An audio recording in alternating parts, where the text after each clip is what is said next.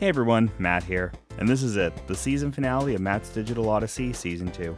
First off, I want to thank every single one of you who's tuned in, whether it was just for the deep dives into tech, the horror game nostalgia, AI hallucinations, or just trying to hear me try to hold it all together with a full-time job, and then also squeeze in being a dad, a digital marketer, and the genius who thought launching Backlog Roulette during the busiest year of his life was a great idea. Honestly though, I've had a blast with the topics this season, and I hope I can record that part 2 of the horror game podcast. And obviously exploring all the digital rabbit holes I care way too much about. AI ethics, broken game UIs, nostalgia bombs, and the occasional emotional breakdown on why I keep making content while the world politely burns in the background. So for the finale, I gave the mic to ChatGPT. Yep, I trained it on this podcast, my tone, my vibe, my sarcasm, and all the glorious chaos in between. And then I told it, interview me like you're hosting my show. I haven't seen the questions ahead of time. I don't know if it's going to dig deep, roast me, or just ask if I backed up all my files this week. Either way, this is the AI'd reverse interview. Let's see how it goes. Hello, Matt. Hi. It's poetic, really. The guy who teaches AI getting grilled by it. Let's not waste time and get to the questions. Okay. You've helped a lot of people understand AI tools this year, but what's something AI still gets completely wrong about you? What does AI still get wrong about me?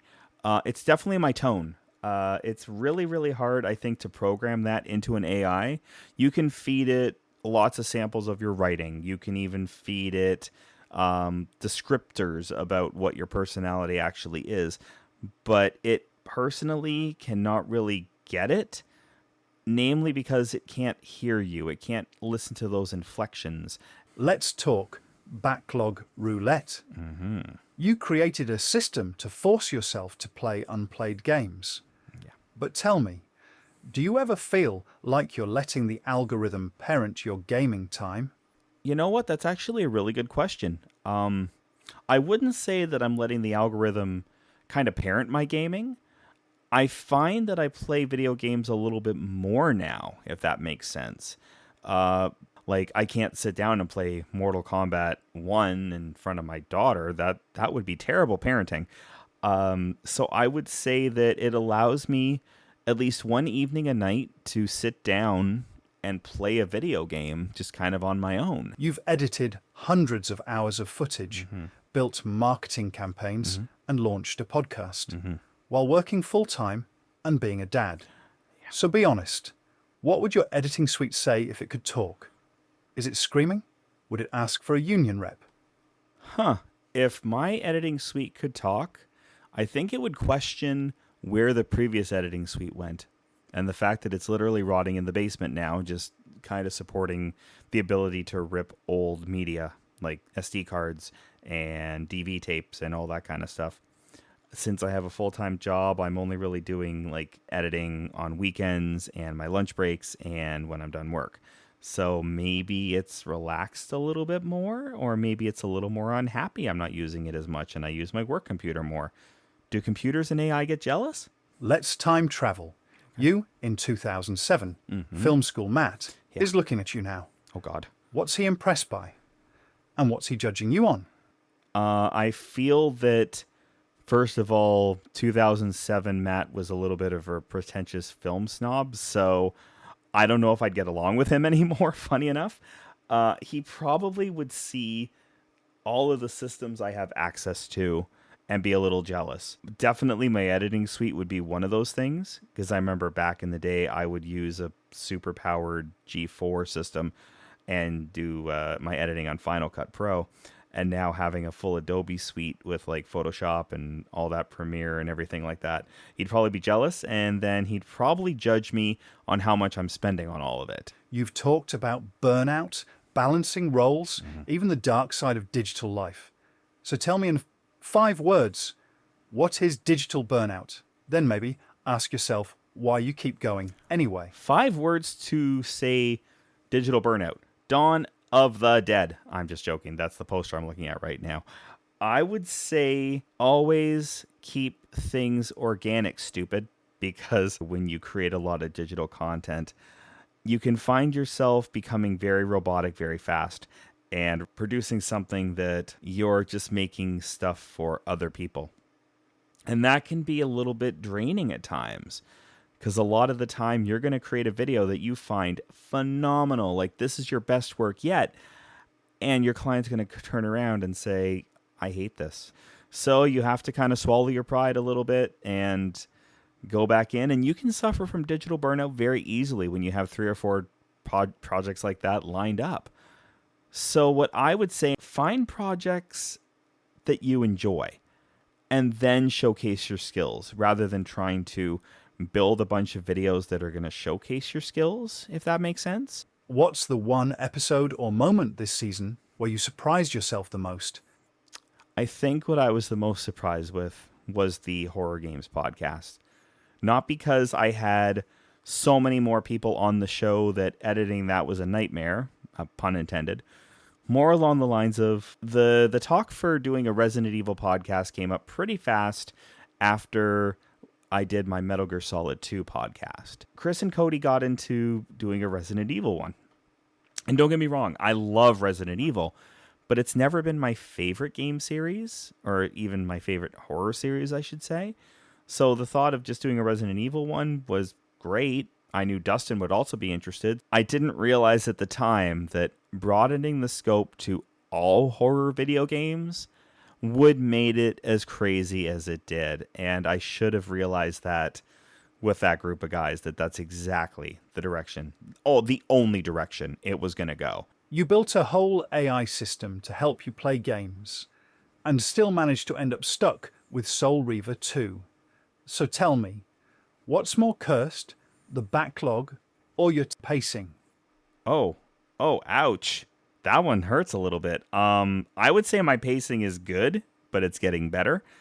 And I wouldn't say that it's cursed because Soul Reaver 2 had potential. It just didn't live up to my expectations. You've got certifications from meThe and Google, a video editing suite that could run NASA, and a literal podcast about digital life. Yes. So why are you still using TikTok like a boomer, not able to tell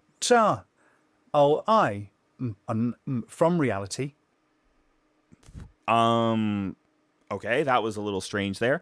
It sounded like you were trying to call me out for being a boomer. I am a millennial. I take offense to that. I would say that I use TikTok very well. Well, not my personal account. I put out one really, really good video and then promised to do more and unfortunately never got to it. You built a structured content calendar, then immediately broke it to post memes, edit sideways, and schedule your podcast during your daughter's bedtime.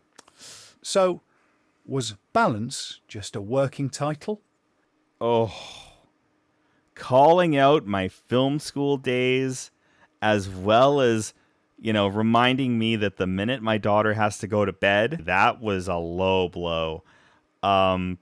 Yes, I have attempted to use multiple systems and multiple devices to try to keep my content calendar structured. And honestly, I still just use an Excel worksheet. Also really unfair because this is a night that I did put my daughter to bed and she didn't go to sleep until 9 p.m. So thanks for calling me out on that one too, ChatGPT. Let's talk about Backlog Roulette. I did, but okay. You made a show where you force yourself to play games. Have you considered therapy instead? No, therapy is too expensive when you can actually just make content of you suffering, even if that suffering is fabricated, because honestly, any of the content that I made where it looks like I'm suffering is absolutely not true. I can mention my irritated film critic stuff again. A lot of those videos that I made it look like I hated these movies when I fucking love them. Naked Space is still one of my favorite movies of all time. Funny side story. I posted that.